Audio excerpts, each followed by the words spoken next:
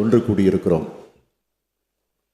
கடந்த 5 ஆண்டு காலத்தில் 5 நிதிநிலை அறிக்கைகள் அளிக்கப்பெற்று இந்த ஆண்டிற்கான இடைக்கால நிதிநிலை அறிக்கையும் வேளாண்மை இடைக்கால நிதிநிலை அறிக்கையும் வழங்கப்பட்டுள்ளது. அவற்றின் மீது சிறப்பான விவாதம் பதிலுரை வழங்கப்பெற்றுள்ளது. வேளாண் அமைச்சர் MRK பன்னீர்செல்வம் அவர்களும் நிதி அமைச்சர் தங்கம் தென்னரசு அவர்களும் சிறப்பான அறிக்கையையும் பதிலுரையும் வழங்கியிருக்கிறார்கள். இதன் தொடர்ச்சியை அடுத்த 2 மாதத்தில் மீண்டும் வந்து நிச்சயம் இன்னும் கூடுதலாக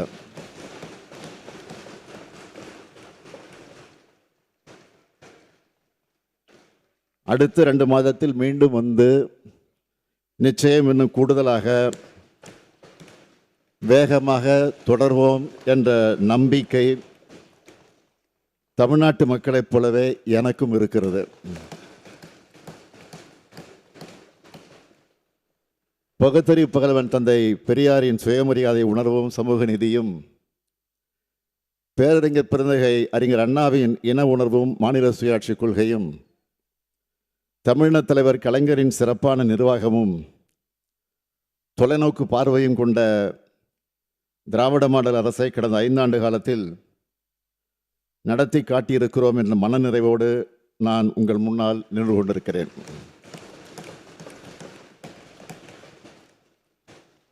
எனக்கு தரப்பட்ட பொறுப்பை மிக சிறப்பாகவே செய்ததாகவே நான் நினைக்கிறேன்.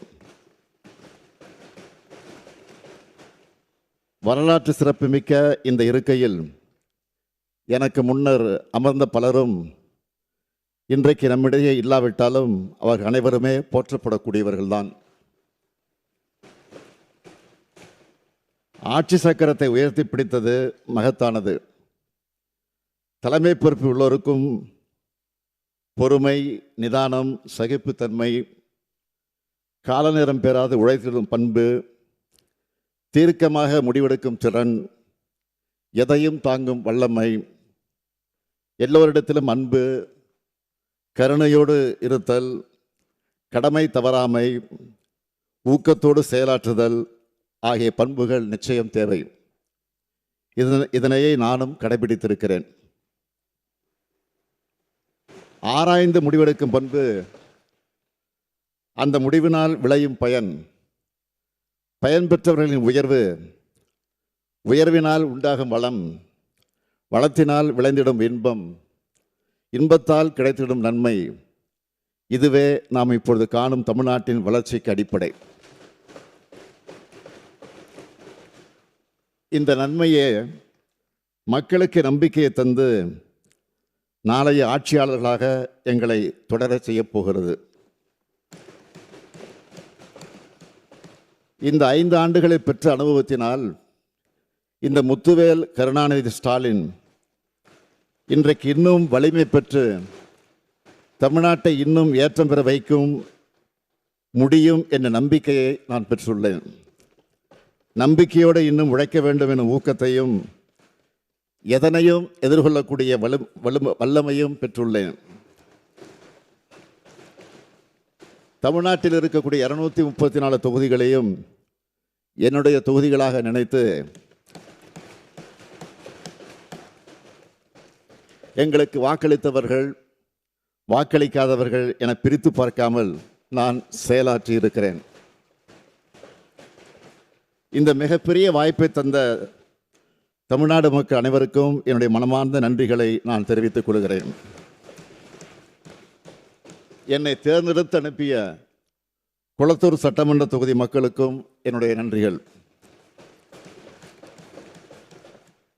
நூற்றாண்டை கடந்த பெருமையோடு இயங்கி வருகிறது இந்த பேரவை. கடந்த 2021ஆம் ஆண்டு இந்த பேரவையினுடைய 100ஆண்டு விழாவிற்கு வருகை தந்து நவீன தமிழ்நாட்டின் சிற்பியான தலைவர் கலைஞர் அவர்களின் படத்தையும் திறந்து வைத்த அன்றைய மாண்புமிகு குடியரசுத் தலைவர் ராம்நாத் கோவிந்த் அவர்களுக்கு என்னுடைய நன்றியை நான் தெரிவித்துக் கொள்கிறேன். மாண்புமிகு ஆளுநருக்கும் எனக்கும் தனிப்பட்ட முறையில் எந்தவித கருத்து வேறுபாடு கிடையாது. தங்களுடைய சுயமரியாதை எல்முனையளவு சீண்டப்பட்டாலும் அது யாராக இருந்தாலும் எதிர்குரல் கொடுக்கும் திசையில் முதல் நபராக நான் இருப்பேன்.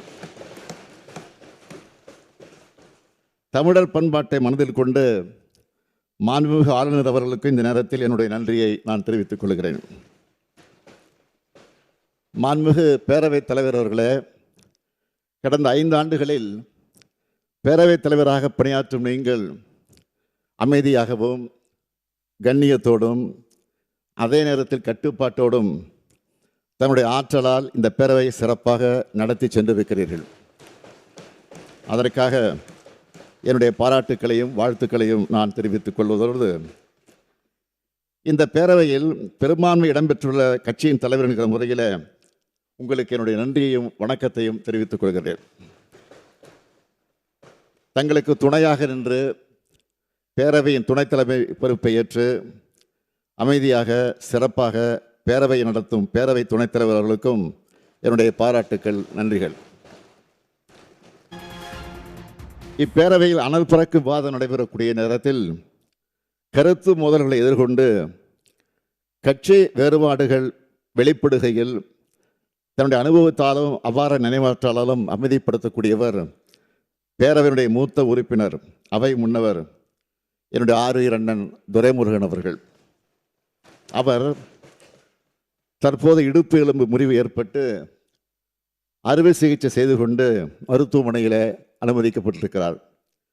அவர் விரைந்து உடல்நலம் பெற்று வர வேண்டும் என்று விரும்புகிறேன். அவருக்கும் இந்த நேரத்தில் என்னுடைய நன்றிகள். பாராட்டக்கூடிய வகையில் பணியாற்றும் அரசு தலைமை கொறடா அவர்களுக்கும் என்னுடைய நன்றிகள். மக்கள் பணியானாலும் சரி, வருகின்ற தேர்தல் பணிகளானாலும் சரி, எண்ணில் ஒரு பாதியாய் இயக்கத்தின் வளர்ச்சிக்கும் ஆட்சியின் சிறப்பிற்கும் உறுதுணையாக நிற்கும் மாண்புமிகு துணை முதலமைச்சர் அவர்களுக்கு என்னுடைய பாராட்டுக்கள், நன்றிகள். முக்கியமாக பல்வேறு திட்டங்களை நாங்கள் உருவாக்கினாலும் அவை சிந்தாமல் சிதறாமல் மக்களிடம் சென்றடைவதற்கு முழு ஒத்துழைப்பு நல்கிய அனைத்து மாண்புமிகு அமைச்சர் பெருமக்களுக்கும் என்னுடைய நன்றிகளை தெரிவித்துக் கொள்கிறேன். குறைகளை சொல்பவர்கள் நம் முன்னேற்றத்திற்கு சிறகுகளை தரக்கூடியவர்கள் என்று எண்ணி செயலாற்றக்கூடியவன் நான். அரசுக்கு தக்க யோசனைகளை கூறுவதிலும் குறைகளை சுட்டிக்காட்டுவதிலும் கண்ணியமான முறையை கடைபிடித்து ஒத்துழைப்பு நல்கிய எதிர்க்கட்சி தலைவர் இன்றைக்கு வரவில்லை. இருந்தாலும் அவர்களுக்கும் மற்றும் உள்ள கட்சி தலைவர்களுக்கும் எங்கள் சாதனைகளுக்கெல்லாம் தோளோடு தோல் என்ற தோழமை கட்சி தலைவர்களுக்கும் என்னுடைய நன்றியை நான் தெரிவித்துக் கொள்கிறேன். ஆளுங்கட்சி எதிர்க்கட்சி என்று இல்லாமல் அன்போடும் பாசத்தோடும் என்றென்றும் என்னிடத்தில் உரிமையோடு அன்பு காட்டி வரும் மாண்புமிகு உறுப்பினர் அனைவருக்கும் என்னுடைய நன்றியை நான் தெரிவித்துக் கொள்கிறேன். மாண்புமிகு பேரவைத் தலைவர் அவர்களே, 16வது சட்டமன்ற பேரவைக்கு தேர்ந்தெடுக்கப்பட்ட சட்டமன்ற உறுப்பினர்களோடு முதலமைச்சர் என்ற முறையில் இணைந்து பணியாற்றும் வாய்ப்பை பெற்றமைக்காக நான் பெருமிதம் அடைகிறேன். இந்த அரசு சிறப்பாக செயல்படுவதற்கு அனைத்து வகைகளிலும் துணை நின்ற தலைமைச் செயலாளர் உள்ளிட்ட அனைத்து துறை செயலாளர்களுக்கும் காவல்துறை அலுவலர்களுக்கும் அடுத்த நிலையில் உள்ள அதிகாரிகளுக்கும் மற்றும் அலுவலர்களுக்கும் என்னுடைய நன்றிகளை நான் உரித்தாக்குகிறேன். ஒவ்வொரு துறையிலும் இருந்து வருகிற கோப்புகளை எனக்கு சமர்ப்பித்து அனுமதி பெற்று அத்திட்டங்களை கண்காணிக்கும் என்னுடைய செயலாளர்களுக்கு என்னுடைய நன்றியை நான் தெரிவித்துக் கொள்கிறேன். இப்பேரவை மிக சிறப்பாக நடைபெற கடந்த 5 ஆண்டுகளாக பாராட்டக்கூடிய வகையில் பணியாற்றும் நம்முடைய பேரவை முதன்மை செயலாளர் அவர்களுக்கும் பேரவையினுடைய அலுவலர்கள் அனைவருக்கும் என்னுடைய நன்றியை நான் தெரிவித்துக் கொள்கிறேன். பேரவையினுடைய செய்திகளை உடனுக்குடன் வெளியிட்டு உறுப்பினரை உற்சாகப்படுத்தி இருக்கக்கூடிய பத்திரிகையாளர்கள், ஊடகத்துறை சார்ந்த நண்பர்கள் அனைவருக்கும் இந்த நேரத்தில் என்னுடைய நன்றியை நான் தெரிவித்துக் கொள்கிறேன். இந்த நேரத்தில் நான் நினைவு கூற வேண்டியவர்கள், இந்த பேரவைக்கு நாம் எல்லோரோடும் தேர்ந்தெடுக்கப்பட்டு நம்முடன் பணியாற்றிய மாண்புமிகு உறுப்பினர்கள் 5 பேர் மறைவேதி விட்டார்கள். தம்பி திருமகன் ஈவேரா, விழுப்புரம் திரு புகழேந்தி, சகோதரர் திரு ஈவிகே இளங்கோவன், திரு அமுல் கந்தசாமி, திரு பொன்னுசாமி ஆகியோரையும் இந்த நேரத்தில் நினைவு கூர்ந்து அவர்கள் ஆற்றிய பணிகளுக்காக என்னுடைய நன்றிகளை நான் தெரிவித்துக் கொள்கிறேன். கடந்த 24/1/2026 அன்று இதே பேரவையில் நான் உரையாற்றும் போது குறிப்பிட்டதை இப்பொழுது நினைவு கூறுகிறேன். 2021ஆம் ஆண்டு நடைபெற்ற தமிழ்நாடு சட்டமன்ற தேர்தலில் திராவிட முன்னேற்றக் கழகம் 6வது முறையாக வெற்றி பெற்றபோது ஒரு பக்கம் மகிழ்ச்சி இருந்தாலும் இன்னொரு பக்கம் எனக்கு கவலையும் இருந்தது. அதை நான் மறைக்க விரும்பவில்லை. இந்த பொறுப்பை நான் எப்படி செய்யப்போகிறேன்? வாக்குறுதிகளை நிறைவேற்ற முடியுமா? மக்கள் விரும்பக்கூடிய வகையில் ஆட்சி நடத்த முடியுமா? மக்கள் மகிழ்ச்சி அடையும் வகையில் ஆட்சி நடத்த முடியுமா என்ற கவலைதான் எனக்கு இருந்தது என்று நான் சொல்லியிருந்தேன். முந்தைய அரசுகளின் செயல்பாட்டின் காரணமாக விளைந்த மிக மோசமான பின்னடைவு, நமக்கு ஒத்துழைக்காத ஓரவஞ்சனை செய்யக்கூடிய ஒன்றிய அரசு, ரெண்டுக்கும் இடையிலே தான் நாம் இருந்தோம். நமக்கு பெரும் வெற்றியை தந்து பொறுப்பை ஒப்படைத்த மக்களின் எதிர்பார்ப்புக்கு இடையில் ஆட்சிக்கு வந்தோம்.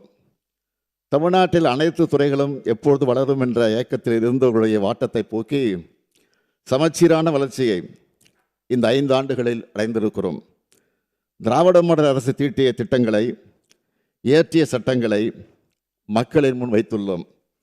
நிதி நிலைமை சீராக இல்லாத நேரத்திலும் அதனை காரணமாக சொல்லி சும்மா இருக்காமல் நிறைய திட்டங்களை செயல்படுத்தி இருக்கிறோம்.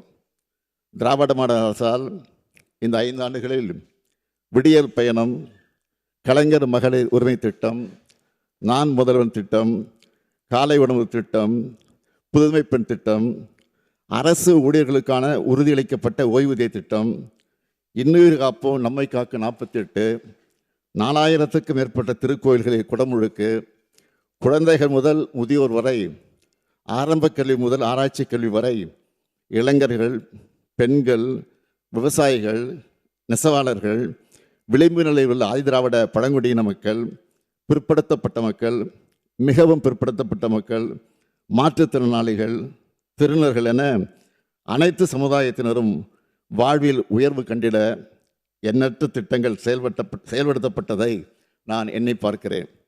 இதற்கெல்லாம் நான் மட்டுமா காரணம்? இல்லை, இல்லவே இல்லை. ஒட்டுமொத்த தமிழர்களும் என் கையோடு கை சேர்ந்து எனக்கு ஆக்கத்தையும் ஊக்கத்தையும் வழங்கி பல்வேறு நலத்திட்டங்களை நடைமுறைப்படுத்தக்கூடிய வாய்ப்பையும் வலிமையும் தந்து எனக்கு உதவினார்கள். நான் இந்த 5 ஆண்டு காலத்தில் எனக்கும் என் மனசாட்சிக்கு மட்டுமே கட்டுப்பட்டு உழைத்திருக்கிறேன். இன்னும் உழைக்க காத்திருக்கிறேன். நாளைய தமிழ்நாடு நிச்சயம் நெஞ்சில் தாங்கி நம்மை வரவேற்க நம்பிக்கை எனக்கு இருக்கிறது. நாளை நாங்கள் அமைக்கப் போகக்கூடிய திராவிட மாடல் 2.0 ஆட்சி எங்கள் சாதனைகளை நாங்களே விஞ்சும் அளவிற்கு திராவிட முன்னேற்றக் கழகம்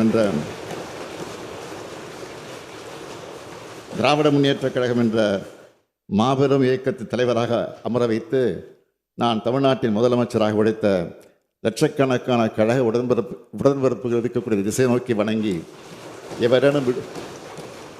எவரேனும் விடுபட்டிருந்தால் அவர்களை நினைத்து கொண்டு அனைவருக்கும் மீண்டும் ஒரு முறை நன்றி தெரிவித்துக் கொள்கிறேன். உறுதியாக சொல்லுகிறேன், மீண்டும் வெல்வோம், மீண்டும் ஆட்சி வந்து அமைப்போம், மீண்டும் வந்து தமிழ் மக்களுக்கான திட்டங்களை தொடர்ந்து செயல்படுத்துவோம். நன்றி, வணக்கம். உடனுக்குடன் செய்திகளை தெரிந்து கொள்ள சன் நியூஸ் பெல் ஐகானை கிளிக் பண்ணுங்க.